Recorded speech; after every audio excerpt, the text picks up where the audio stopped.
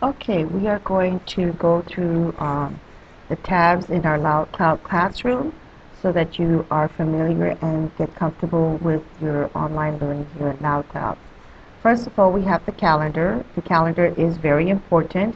It gives you a schedule of what is due and what you need to plan and work ahead for.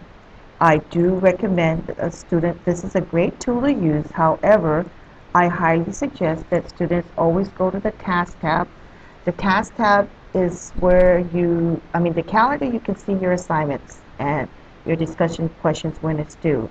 In the task tab, I highly recommend that students go through here to get through their assignments and through their discussion questions, because it does not, the calendar doesn't give you the whole picture of what is due. Like, for example, if you do initial post to module 1 DQ1, it'll have a green check mark saying it's completed. However, it doesn't tell you that you've met your participation for the week.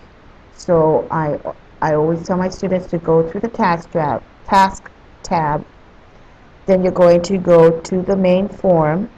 Now the form is where you go, where you have the individual form, where you have a private message that you want to send to your instructor, any personal issues. And then you have the questions to instructor form, where you can ask a question um, in regards to class assignments, or directions about the assignment.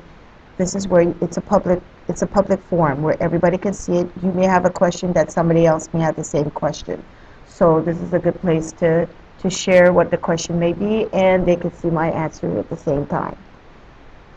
The main form is where you're going to go in, and right now it would be like if you're in Module 1, you're going to have the main question for DQ1 and the main question for DQ2. So what you're doing is you're going to reply to the main question, which is what I call the initial post. For your initial post, you have to apply to the main question, okay?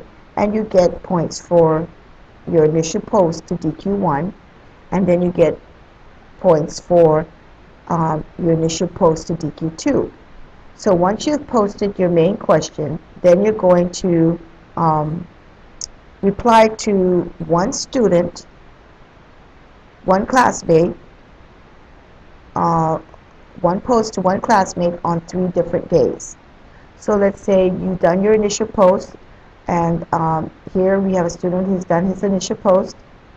He doesn't have anyone to reply to, so he'll have to wait till the next day to reply to a classmate.